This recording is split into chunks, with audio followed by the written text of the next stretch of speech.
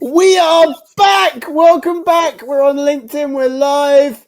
We're live. It's another edition of How Do You Solve a Problem with Maria and Gareth. And Maria's here. How are you today, Maria? Everything going well?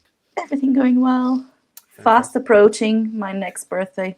Oh, when's your birthday, Maria? 17. Oh, wow. Well, if you're listening to this live Dreading today. today, live today on LinkedIn, make a note, the 17th of March. No, don't make a note because I'm just going to be off. No, I don't want to. I stopped aging. That's it. Okay. Well, if you're listening to this in the future, hello, future Maria. How was your Hello, birthday? younger Maria. You can still send Maria Machado birthday wishes anytime you like on LinkedIn. You can also ask us questions about what we're going to talk about today by putting a comment onto the LinkedIn live feed. We'll hear it, we'll get it, we'll see it here live in our event. So, Maria, what are we talking about in our event today?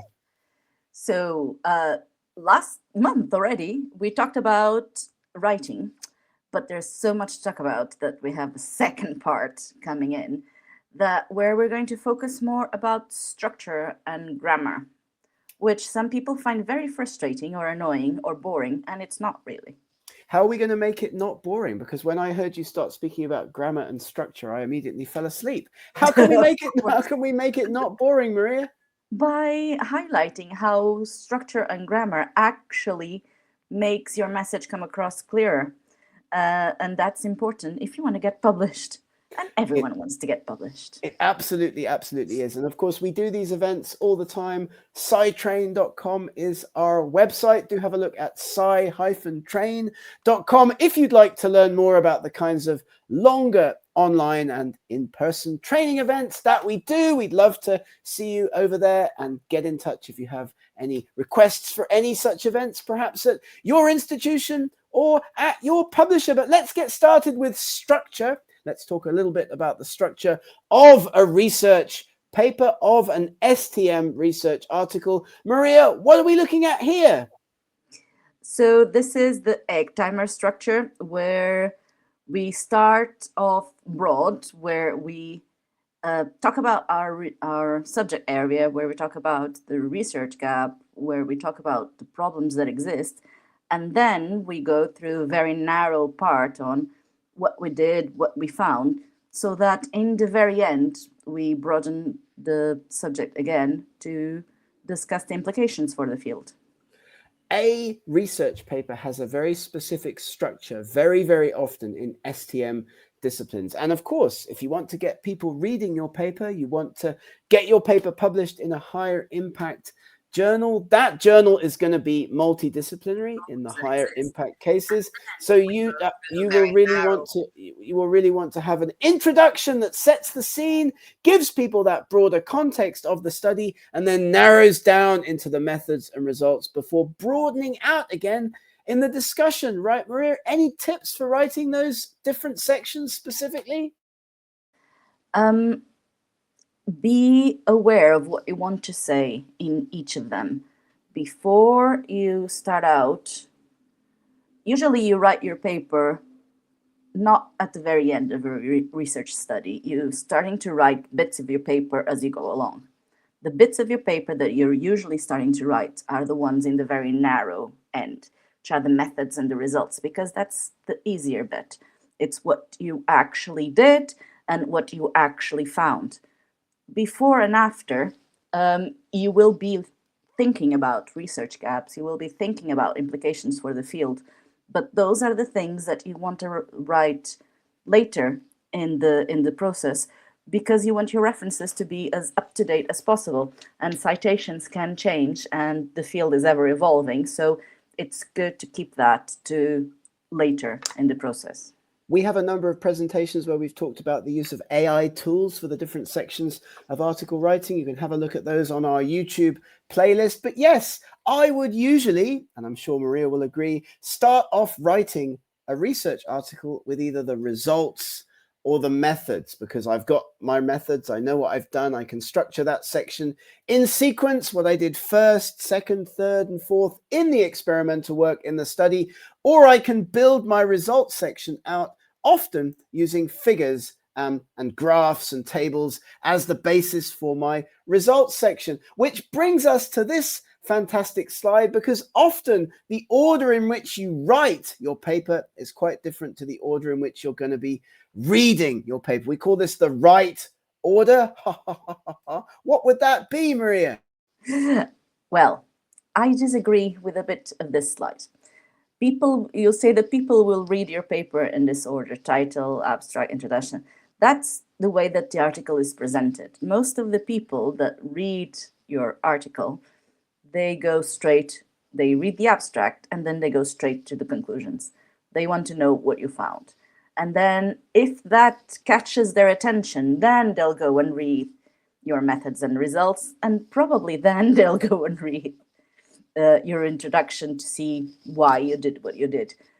But it is much, much better to start out, because most of the audience that you will then present this to are people in the same field as you. So they know the very key questions, the niche questions they want to ask. And that's what you're answering in your results. So pick a journal before you get started. That's another piece of great advice that we have for everybody listening to this. If you have a journal or journals in mind before you begin writing your research article, you can build the structure of your writing out from templates from other similar papers published previously in your target journal. You can come in, you can have a look at the methods section, the results section, first of all. And I always do that before writing the introduction, the discussion, and the abstract and title at the very end. So structure of writing, really, really, really important. But what about word counts? How long should my next paper be? I'm going to get started writing one. How long should it be, Maria? So this is really annoying because sometimes you have a lot to say. But one of the main tenets of scientific writing is that you have to be as concise as possible without leaving out important details. So the title needs to be 15 words or fewer. I would even say that if you go for something less than 10 words is even better. The ones that are less than 10 words get cited much more. Abstracts, they change, so it depends on the journal guidelines, and sometimes you need structured abstracts, sometimes you need unstructured abstracts, depending on article type as well. Most of the time, journal guidelines won't tell you how to write your introduction. They leave it to your discretion, but I find that 3 paragraphs is enough. You go from the broad research field to the research gaps that you've uncovered to why that question is important and your objectives. And that's it. You don't need to say anymore. In overall, then at the very end, 5,000 to 6,000 words seems okay. As narrow as you can make it, as short as you can make it is great. On average, research papers published in the STM literature are around 5,000 to 6,000 words in length. And that's a proven fact based on real data. We also know that if you write a title that's 7 to 10 words or less, as Maria said, you're going to have a higher chance of citation. So the data shows, again, that if you keep your title short, interesting, compelling, alluring, attractive, hook people in, get them interested in reading your work, keep it short, you're going to get more citations. And as Maria said, abstract length's pretty standard depending on your target journal, the introduction, and so on. But key point in your English writing for academic publishing, keep it short, keep it simple, keep it easily understandable, which brings us to probably the most common question that we get asked in our academic writing workshops, and that's about tense use in research papers. So don't get tense. Maria's now going to explain a little bit about this, how you can use tenses effectively in your academic writing in English. So academic papers are weird because they have a mixture of verb tenses, because you are describing things that are factual, that they are true no matter when you state them, that you are describing things that happened in the past, and then you are making predictions sometimes for the future and what you hope happens. It's weird, but there is a sense to this madness. Uh, so whatever you did and whatever you found, it's obviously in the past. You have completed your study by the time you come to write the paper. That's what most people would imagine that you do. Sometimes you haven't yet. Sometimes you're still in the process of. Sometimes it's ongoing. And whenever you make revisions, that's definitely the case. But the methods and the results are factual things that happened in the past and are no longer occurring. The introduction and discussion are bits of knowledge that you've gathered from sources that are correct at the time of your writing and that you have based your interpretations on. So your interpretation is what you write in your discussion, is why it's the significance of your study, it's why your result, what, how your results contribute to the knowledge, and that is what you are doing at the time of writing and publishing the paper. What I always try to keep in mind, what I always tell people is that somebody reading a research article is doing that right now. They're reading it now in their present, right? So the methods section, that happened in the past, as Maria just said. So that will be written largely in the past tense, whereas the rest of the paper predominantly can be written in simple present tense in English. Apart from which sections, Maria? Which bits would I write perhaps in the future? In your conclusions and in your discussions, whenever you want to talk about significance and what you hope will your results will achieve. And I may wish to talk about what I'm going to do in my future work, like where this study may lead in the future, which, by the way, is a great thing to do in your papers. You want people to read your papers and cite you. So put in that information about your future ideas, like where the research may go next. You don't want Maria to read your next paper and think, ooh, I've got a great idea for a follow-up piece of work that isn't mentioned in your study, so she therefore doesn't have to cite you as the source for that new idea. We've summarized a little bit about what's going on here. The present tense is appropriate for facts, such as the background information you present in your introduction. Much of your methods and results will be written in the past tense because experiments, observations, and methods have happened in the past. Keep in mind that somebody reading your study is doing it right now. And the discussion, present tense and future tense. It really is one, I think, probably the most common question that we get in our workshops. Would you not agree, Maria? Yes. And as I said, it's weird because it is a concise, it's a standalone piece of writing that has different verb tenses.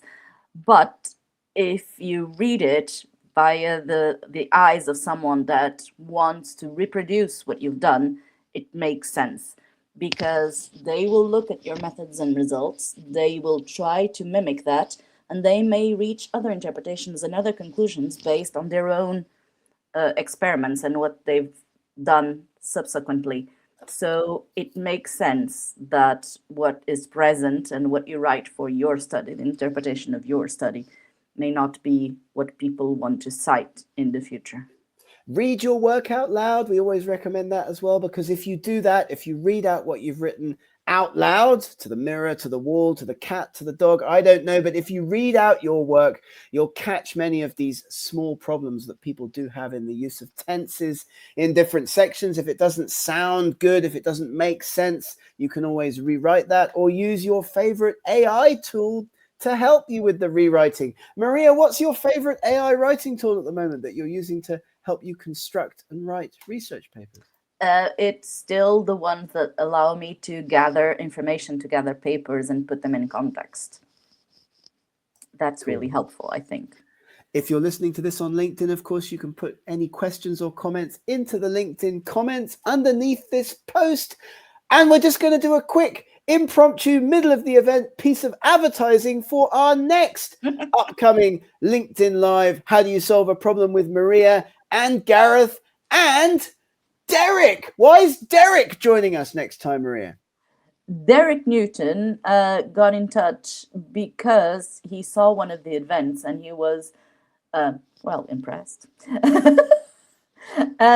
Because he is developing a tool called Verify Your Writing to do with how you can detect AI generated text, so that if you use AI tools in your next manuscript, you can then you're supposed to edit and verify the text that it's outputted, that you know how plagiarism checkers and other things that that publishers now have to detect AI generated text are going to flag your text or not.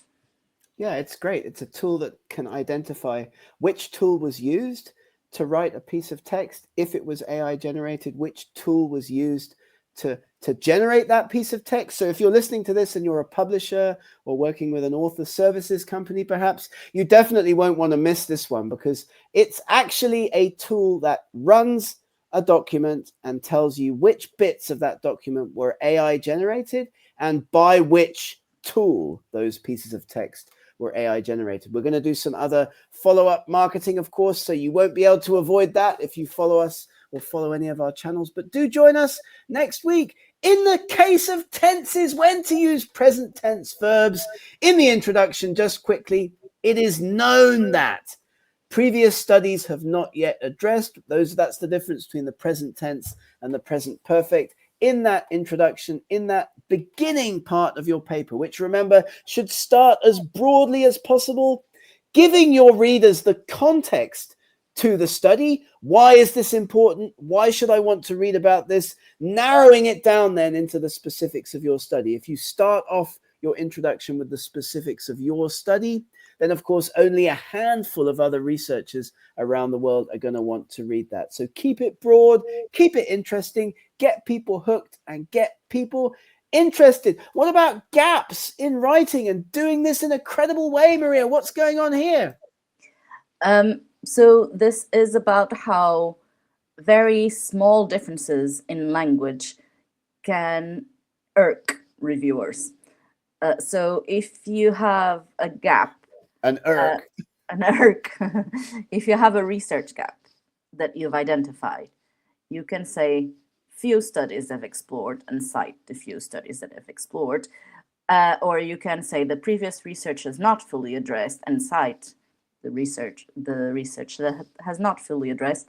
But if you go absolute and say that nothing is known about and no study has examined and we are the first and this has never been studied, it's really complicated and it's risky, because you have no idea of the extent of the overall thing that's out there. There are a lot of studies that have not been incorporated into the internet still, and you don't know if people in the past have looked at it and could not discern, could not find the same things you found, just because there were no tools at the time. That doesn't mean they haven't thought about it. It's dangerous to write a paper in which you say no studies have ever examined or nothing is known about, because of course you may not have completely surveyed all the literature. You're opening yourself up to criticism from reviewers, and that's what this is about, like using language that positions your research in such a way that you don't widen yourself out there for attacks during the peer review process. So as Maria said, let's use credible gap language when we put our papers together. Few studies have examined, evidence remains limited, previous research has not fully addressed, rather than being hard and fast, black and white, and therefore potentially having a problem in the peer review process. And also, English is full of these kinds of sloppy phrases. People often use them at the start of sentences or to link sentences together.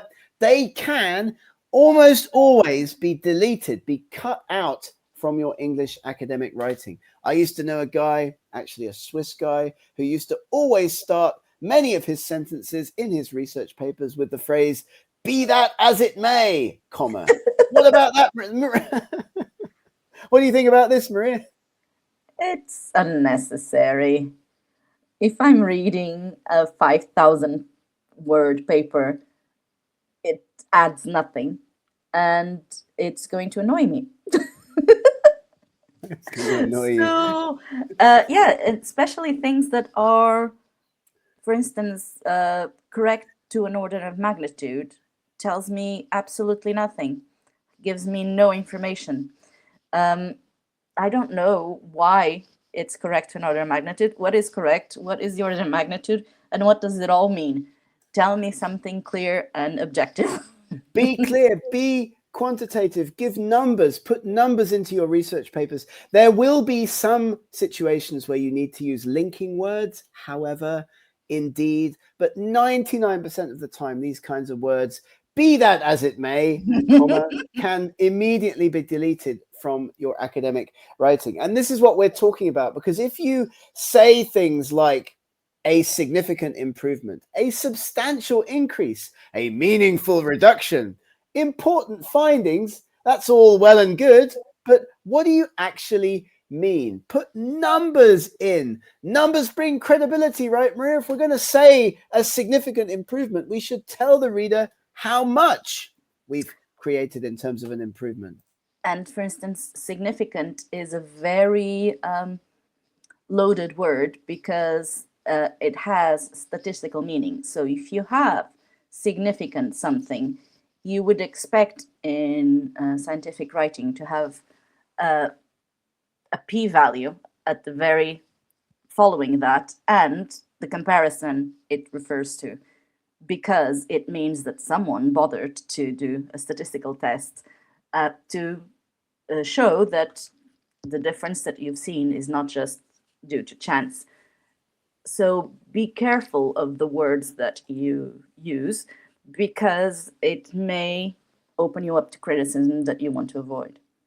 Yeah, the use of the word significant, that's a great point. That's a very loaded phrase, as Maria just said, especially in STM technical writing, because it implies that you've done some statistics around that piece of work. So you would need to show that. This is great. So numbers beat adjectives in almost all cases. The other thing that we see a lot in writing is that in your introduction, remember Maria talked about 3 sections for a well-written introduction, a broad one that tells the reader why the work is interesting and important, the study, why it's going to be so fantastic to read this paper, then some specific information about this particular study. We often call this the state of the art in European Union grant writing, for example, and then a short section at the end of the introduction that tells the reader what the study is going to investigate. The final sentence of your introduction, this is important, this is why we put it into this presentation, tell the reader what the study is going to do, right, Maria? Bridge to the methods. Yes, so it's important that you end your introduction with a clear objective, that you state goals, that you give a glimpse before you've stated why you're going to do this, and now you have a specific research question, the thing that you're going to address with your study. A lot of people think that at the end of the introduction, you have to say things like, this paper looked at this and this and found that this and this. This is not really relevant. That's more appropriate to the beginning of your discussion, for instance, which is where you're going to bring all of your results together. So don't talk about results in your introduction. The paper has to have a sequence, as Maria's just said. You don't talk about your results until you've presented your results in that sequence that we've just discussed. The other thing I see a lot in research articles is a section of the introduction where the authors talk about what else is going to happen in the paper, which is not good. You don't need that. You don't need to say, in the methods, we talk about our methods, and then in the results, we talk about our results, and then in the discussion, we present our interpretation and discussion. This is a superfluous piece of writing that will also get cut, should get cut. You do not need to include it. And as well, informal English and idioms, Maria. I read a paper recently about vaccine resistance. where the authors actually wrote, the government should not let the grass grow under its feet on the issue of vaccine resistance. Or a Scots favorite, the use of baseball analogies in academic writing. What if you don't understand baseball, Maria? Do you understand baseball? No. No, I find it weird. But I'm sure that other people also find my own interests and idioms weird. Your goal in academic writing is not to expound your knowledge of vocabulary and say that, oh, look at me, I'm so smart, I can speak English like a native. No, you want clarity. You want people, everyone that reads it, to understand you. Let the grass grow greener. No, just get a lawnmower. There's no point. There's no point. Not everybody's going to understand what you mean. Issues in this area have been springing up like mushrooms. In my field, in paleontology, we often see like superfluous words like fantastic, marvelous, gigantic, amazing, like when people are talking about dinosaurs. Be consistent. Don't use informal English in your writing. Don't use idioms. Be technical. Make sure everybody reading your paper has the highest chance of understanding it, because of course, after all, many of the people, if not most of the people, the other researchers reading your work will not be native English speakers. Maria, you're not a native English speaker, are you? No, but I read a lot of, I spend my life reading English, academic and English. So from all over the world, people that it's the purpose of this. It's not English like, in a novel. The purpose of this is for you to be understandable and clear and communicate with everybody. So if you want people to understand why you conducted this study, which is often the main thing that gets papers rejected, is that people don't understand the importance, or if it's too niche, people even reviewers may not grasp the significance of the importance of what you found. Just state the gap clearly, but don't go on a big historical review. Don't list studies that you've not read, and without synthesis, then you just, copy the abstract and say what the study did. No, just grab the information that's relevant to you and end with a very clear aim. Editors look for focus, they look for direction, they look for a clear story, as Maria's just said. They look for papers that they would like to read themselves, that they would like to see published in their journals themselves. And these are very, very clear red flags to editors that the paper has been rushed, that not enough thought has been put into the writing, or that the author is still searching for the story in the results in the section. Journal editors decide much faster than you might think, right, Maria? They really don't often spend a great deal of time looking at research papers that have been submitted to their journals before deciding what to do next. More and more editors are flooded with submissions. There's been a very significant, I don't know have the p-values, but I'm not in academic writing right now, increase on the number of submissions and the volume of very poor quality submissions. So journal editors will have to decide even faster now. So they will read your abstract, and sometimes that's all they'll read. If they're not hooked, if you can't describe what you did and why it's important in the abstract, then you'll not progress any further.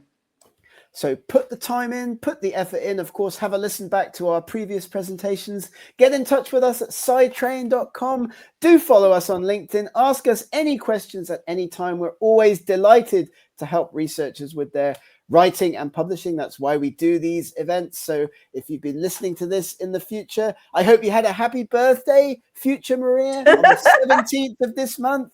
Don't forget, everybody, 17th of March. And what we will say at the end of our event today is that you can improve your English academic writing. It's a skill, not a talent. You can get better at it. It's like riding a bike, playing the trumpet, driving a car. You can practice, you can improve. And of course, reading, listening, attending events like this, we hope that you can learn to avoid common mistakes, the mistakes that authors often make. Maria. Bye-bye. I hope this was helpful. I hope that you'll join us for in a while, whenever we have, I think in 2 weeks' time, whenever we have Derek joining us as well, so that we can link all of this to the AI-generated content that is flooding journals. Friday, March the 27th, we'll be doing our How Do You Solve a Problem with Maria and Gareth and Derek event, in which we'll introduce you to Verify My Writing, the fantastic tool that tells you which AI tool has been used to create different sections of a piece of research. Thank you, Maria. Have a great weekend. Have a great day. See you in the next one. Take it easy. Bye.